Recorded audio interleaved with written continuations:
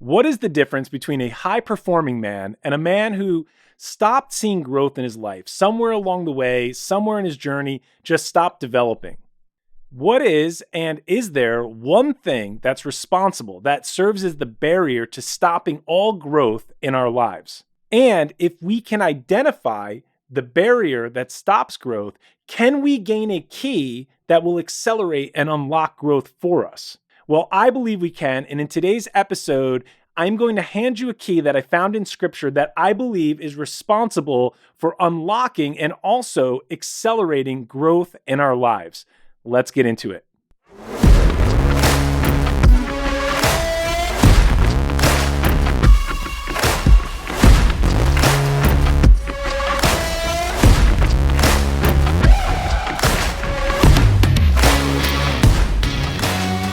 All right, guys, welcome to another episode of Raising the Standard. Guys, I am obsessed with growth, and you should be as well, because growth is God's goal. I'm going to challenge you right now that if you're not seeing growth in your life, that you're not fulfilling the will of God for you, because God's will is for us to grow. And even if we look in the natural world, which is a mirror image, a pale mirror image of the spiritual realm, we see the rule in the earth, the rule with organic properties is that there's growth. There's growth with human beings, there's growth with plants, there's growth with animal life, and there should be growth in our spiritual life as well. Now, I found something that I want to share with you, and I actually came across this years ago as I was reading through the entire Bible. And if you read through the entire Bible, right now, if you haven't, that's fine. If you have read large portions of Scripture, I want to see if you're going to sync with what I say today, because I started seeing a theme in Scripture that I just couldn't shake. I couldn't unsee it once I saw it. And when I saw this theme, it gave me so much insight into what God values and what he's attracted to. And you heard me right. I believe there's certain attributes and characteristics that we can exhibit, that we can practice, that we can demonstrate, that we can walk out.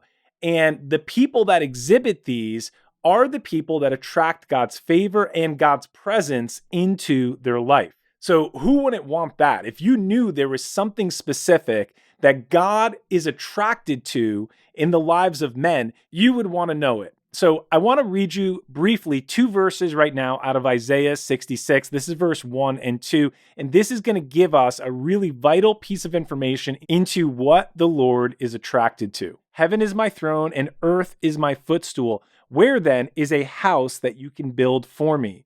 And where will my resting place be? For all these things my hand has made. So all these things came into being by me and for me, declares the Lord. But to this one I will look graciously, to him who is humble and contrite in spirit, and who reverently trembles at my word and honors my commands. Guys, that is a standout word. God is looking in this scripture for the place that he will call his home. What will be his habitation, his resting place? And his eyes are roaming the earth, and he's looking for the man or for the woman who is humble and contrite in spirit, someone who exhibits this lowliness in their attitude. This is a value that God has. We're going to see it all through scripture, and he's attracted to it. So I'm going to make the statement right now that meekness is the path.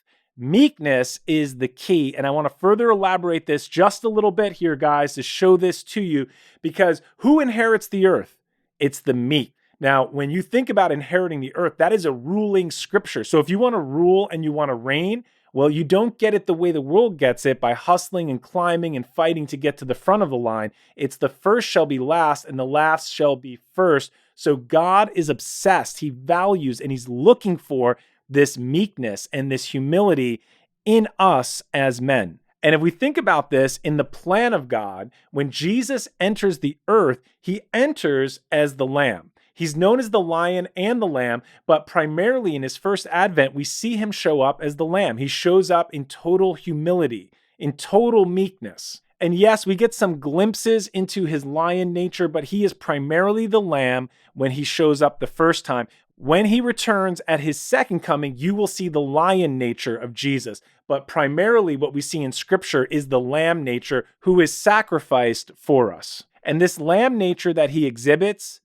it's meek. In the Standard, I have an entire chapter devoted to Jesus being meek, and I define meekness this way in the book. I say that meekness is best described as power under control. He's strong, he's dangerous, he can exhibit, he can wield, he can use power, but he chooses not to. He chooses a path of restraint, and that is one way you can exhibit being meek. So meekness is not weakness. Now, I want to expand that definition a little bit further because I believe this is a big word. There's a lot of fullness and value in this word and this concept of being meek that I want to take just a little bit further. Throughout the Bible, we see that God has many promises for the meek. And in Psalm 25, verse 9, David writes, "The meek he will guide in justice, and the meek he will teach his way." So guys, there's a key right there. I want you to think of meekness as being teachable. Whenever you hear the word meek, I want you to associate it with being teachable. Now, one of my favorite authors and someone I consider a father in the faith and a long distance mentor who I never met but someday will is T. Austin Sparks. And he writes about meekness. And I want to give this quote here because he says it's the gateway to sonship. So Sparks says this: "This is the way of sonship. And meekness is just that you have no opinion of yourself and you have no self-sufficiency whatsoever." Wow, that's a powerful statement. No self-sufficiency? Like, guys, we're ambitious. We run after things. We hit targets. We're confident. But in the kingdom realm, self-sufficiency is not the answer. That's not what God calls us to do, operating in our own strength. Actually, if you want to go back and check out episode 25, I recorded an episode called "You Are Too Strong," where I go deeper into this subject if you want to learn about how we operate out of our own strength. And that's not pleasing to God. And that's not how you live the Christian life, in your own willpower and in your own strength. Sparks goes on to say that meekness is actually an attitude that you do not think you know, and you do not think you can do it. No self-sufficiency. So approaching something God calls you to do, but not saying, "Hey, I've done this before. I'm going to kill it. I can crush this." That's the opposite of meekness. Meekness is this attitude of dependence. I'm dependent on God for me to do this according to the way that he's calling me to do this. So I want to give you one more example from scripture to associate meekness with teachability. And in Luke 10, we have the story of Martha and Mary. And if you remember this, guys, Martha is busy. She's cleaning, she's cooking, she's moving all around. She's taking care of all the stuff that needs to be taken care of, all the service activities. And Mary sits at Jesus's feet. She just wants to learn from him. She just wants to be with him. And Martha, it actually triggers Martha. Martha's upset because she thinks Mary should be helping her with all the stuff that needs to be done. But in this story, Mary is the one that stands out. Mary is the one that Jesus uses as an example. He actually says, "Mary has chosen the good part and it will not be taken away from her." So we see Mary is, number one, she's teachable. Number two, she sees she has a need to be taught. So in this illustration that Jesus gives us, we see Jesus puts a premium on someone who's teachable, someone who can exhibit this quality of a learner, who says, "I need to be here. I need to learn. I need to sit at your feet. I need to hear what you have to say, and I need you to teach me." This is a tremendous thing. This is something that God values, and this is the start of sonship. And if you think about it as a natural and earthly father, what do we do with our sons and our daughters? We teach them. They have to be teachable. It's the path to becoming a son for you and I. So guys, I want to wrap this up and I want to give you a couple keys here because I promised you a key at the beginning. And this is what I want to say to you is that the Lord will never place you in the fullness of your purpose until he has prepared you for it. So yes, we go through assignments, we go through these places where we learn, where he prepares us for the next thing, but you will not enter into the fullness of what God has for you to do until he prepares you. And that's always going to encompass our need to be teachable. So to have this attitude to be teachable, it requires something of us.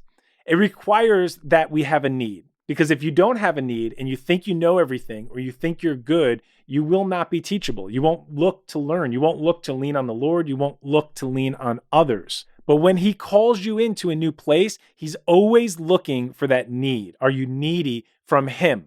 Are you needy of God, where you need more, where you want to be teachable, where you have to hear from him, where you're so dependent on him, where you know the key to success in your mission is relying and depending upon him? So I remember when I came into a new position working as a trainer, and I was responsible for training others, for training salespeople.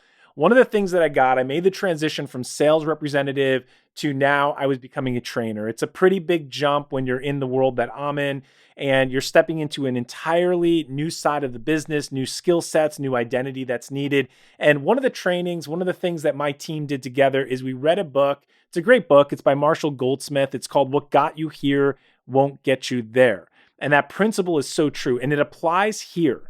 And I think this is an attitude that we all can adopt as we look to grow and get to the next level, whether that's your career, spiritually. And I believe it's all intertwined because where God places you is where he wants you. So our spiritual life was never meant to be divided from our secular life. So there is no secular sacred. We actually have a teaching on that as well. But everything we do should be viewed as one. And the premise of that book is that to go to the next level, you cannot rely on what got you to the first level. You can't go back and just keep going into the past and using the same tool set every single time and thinking you have all the skills to level up and play at the next level. That's not how it works. That's the whole premise of the book. What got you here is not going to get you to the next place you need to go. It's going to require a new set of tools. It's going to require a new attitude. It's going to require an upgrade in your operating system or your identity. And it's going to require that you are teachable. Because if you just show up to the next level and you're not teachable and you don't recognize that you have a need, that you have to develop something you've never walked in before, then you will not be teachable if you don't see that. So we must be teachable. So when you hear the word teachable, think about meekness. I need to be meek. I need to lower myself. I need to understand, unlock, and I need to learn something that I do not have right now. So back to where we started the show, guys, I'm going to ask the question, what's the one thing that stops growth? And I said, if we can identify this, then we can identify an accelerator to growth. Well, the one thing that stops it is when you're not teachable, when you can no longer learn. And that means the one thing that can accelerate growth is being teachable, is being meek, is exhibiting the qualities and the values in your life, your character, and your conduct that actually attract God. So I'm going to charge you with this. Abandon your need to know everything. Humble yourself, embrace being a learner, and be teachable. Being teachable requires that you are meek. Being teachable requires that you are hungry. And being teachable requires that you are humble. And remember, humility is a characteristic that God is always attracted to. Let's raise the standard. Hey guys, I wrote a book that went on to become a bestseller. It's called The Standard, Discovering Jesus as the Standard for Masculinity. I would love for you to get this. It's available on Amazon right now. But if you visit standard59.com, you can get the first chapter of the book for free. I want to give you the chapter called Jesus Has a Plan. And you need a plan as well. There's specific areas in your life that you will be attacked in. How do I know? Because Jesus was attacked in these areas as well, and there's a pattern to it. And I want to give you this chapter so you can see how Jesus effectively deploys a plan in his life and how he sets the standard for all men to follow and why we need a plan as well. If you want that chapter, go over to standard59.com and grab it. If you want to get the book, you can get the book on Amazon.com. Thanks for watching today's video, and if something resonated with you, please leave a comment below. Let us know what it was. Tell us what you would like us to explore for future episodes. Go ahead, like this video, subscribe to the channel, and continue to raise the standard.